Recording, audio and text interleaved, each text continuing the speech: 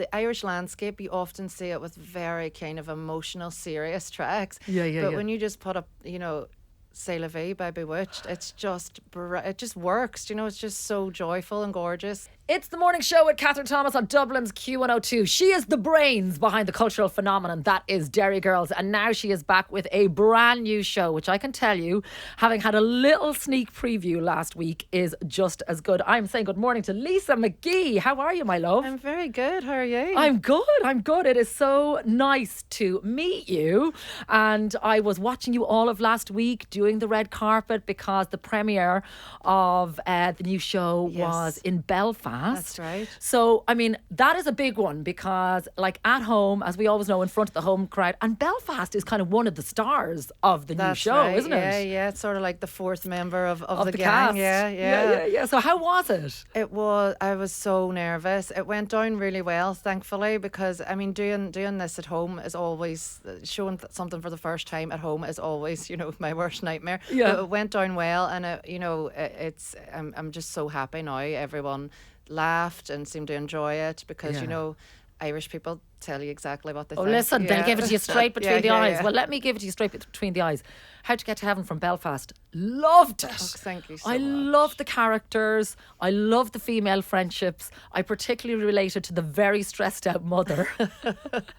So tell us about the three characters. Well, there's four with Greta. Yes. But tell us about the girls and why, I suppose, you wanted to write about female friendship. Yeah, I'm sort of obsessed with female friendship, and I think that it's so interesting and complex. But the three lead characters in this are called Saoirse, Robyn and Dara, and Saoirse is a TV writer, quite chaotic. Robyn's a very glam but stressed out mum of three boys, as you were saying. And The scene of her in the car when she's driving the car and she's trying to make a nail appointment. Yes. And the three of them in the back of the car and she just loses her mind. Yeah. I think every mum's Relatable, been there. hard relate. Me too. And then the third one's called Dara, and she's a carer for her mum. Yep. And a bit of a gentler, peacemaker type character. So they're all very different, but they've been friends since school. So they're very tight-knit group. And after Derry Girls, was it different, coming at it, because writing for women in their 30s, all these girls are in their 30s as opposed to, so did that give you sort of more free rein to write more broadly and kind of challenge yourself a little bit more as well? It was lovely because I got to write about things that are happening to me and my friends at the moment, like career frustrations or dealing with parents or dealing with your kids and your husband or whatever, so it was a very good way to vent some of my own maybe issues, as well. And with your own social circle, with your own friends, I mean, having written characters like that, do they say to you, like when you're out for a few glasses of vino or whatever, like, do you take inspiration from your own girlfriends? Oh, completely. All the time. Yeah, and they were there on Wednesday. The two that the characters are based on were there on Wednesday at the premiere. So they don't complain. Do you know what I mean? So you actually based two of the characters on two of your own friends? Yeah. Oh, hilarious. Yeah. So they they're delighted. They come and they tell everybody that's me, and and they are characters themselves. They're big personalities. So, so that's fun. They enjoy it. I loved that because I remember when Sex and the City came out with all my girlfriends, everybody sort of related to one of the characters in different ways. Yeah. But this is a brilliant show. The writing, it's hilarious. And I think when you were asked how would you describe the show in 3 words, you were like funny, chaotic and mysterious. Yeah. And that's what it is. So there's a kind of a murder mystery in there as well. And I know that's a genre that you love. I love it. I loved Murder, She Wrote growing up. Did you? Yeah, who didn't love Jessica Fletcher? I love her. What an icon. I know, but I mean, though you would never want her coming into your town. I mean, she's trouble, hasn't she? It's suspicious, really, isn't it?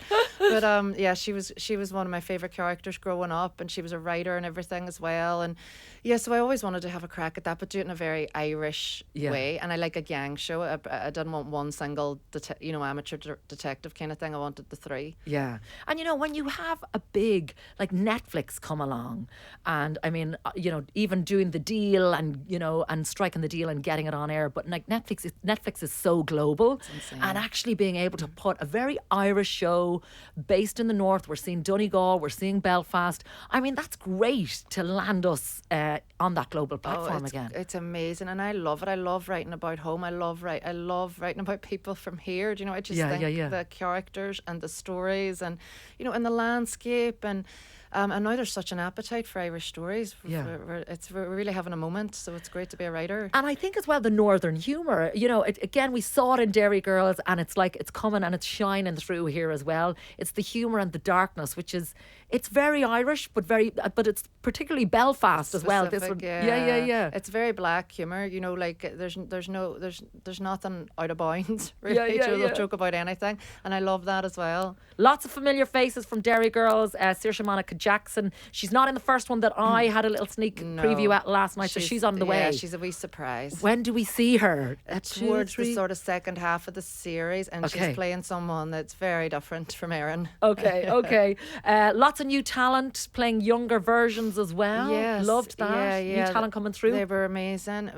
And they have some. How do you do the casting, by the way? Are you heavily involved in that? Yeah, so I am, and as are the exec producers, the director, the casting director, but it's just you find that the core three first, and then you build around them. You feel very secure once you have and we've three fantastic actors there playing those leads, so then you sort of build around them and who would the younger versions of them be and all that sort of stuff. I have to say I loved the tunes when I was watching it, like the nostalgic. I mean, we play here on the show, we have so many 90s tunes, 90s bangers as we call them, and then when you saw all the women out in the nightclub drinking way too many shots, staying out way later than they should, and that they're physically able to now. Hard relate also. But the tunes, and it's again the power of music and how music can bring you back and how nostalgic it can be. Absolutely. And it's so powerful on screen. It really is, and it's so joyful as well. Like, I love the Irish landscape. You often see it with very kind of emotional, serious tracks. But when you just put up, C'est la Vie by Bewitched, it just works, it's just so joyful and gorgeous. So yeah, it was a bit like for me when I watched House of Guinness and you had Fontaine's DC banging through, and it's just like, it shouldn't work, but it does. It does completely. So can I ask you, like, the inevitable comparisons now? Did it feel like the hard second album? Are you going to get the inevitable comparisons with Derry Girls? Did you try to really move away from it, or? I don't mind. I really hope the Derry Girls audience come to this and enjoy this, and it certainly shares a lot of DNA. It's a bit like if those characters were grown up. 100%. Let's be honest. 100%. But I think that what helped me was this little genre shift. So I think it's very clear early on that it's a mystery. It's not a straight comedy, so to speak. So I think people get their head around it's like Derry Girls, but a bit weirder. Yeah. And I think that's what really works about it, because you couldn't recreate what you've already done before. And I mean, just even thinking of Derry Girls, and again just reminding myself, like, obviously the big mural that people come and flock and see now, the reference to Derry Girls in The Simpsons. I mean, what the fuck, like, what, how, when you heard that, what happened? I thought that wasn't real. I thought that was a someone joke. Had mocked that up, and then a Simpsons writer, the Simpsons executive producer, messaged me and said, "No, it's not a joke. It's on that episode." And I was like, "Oh my gosh!" Like, they were just insane. Amazing. Well, listen, you are flying the flag. It's a great time for Irish writing. It's a great time for Irish production and film. And is it true, by the way, you were told to drop out of drama school? Is that true? That's not true. Okay. No, I didn't go to drama school. I did. I said this. Did you have ambitions of being an actor? No way. I'm so bad. Like, I always wanted to be a writer, but I had to study drama. Do you know? See how to do a wee bit of acting. What I was told. I said this because we premiered in the QFT, which is where I would have done film studies as part of my drama degree. Okay. And I once got 23%, I think, in a film studies exam, and I was advised maybe to major in drama and lose the. So thankfully, I went into TV. Okay. Yeah. That's the story. Yeah. That's the story. Well, listen, it is absolutely brilliant. How to get to heaven from Belfast, and I will be binging. I cannot wait. Lisa McGee, thanks for coming in and chatting to us this morning. Thank you.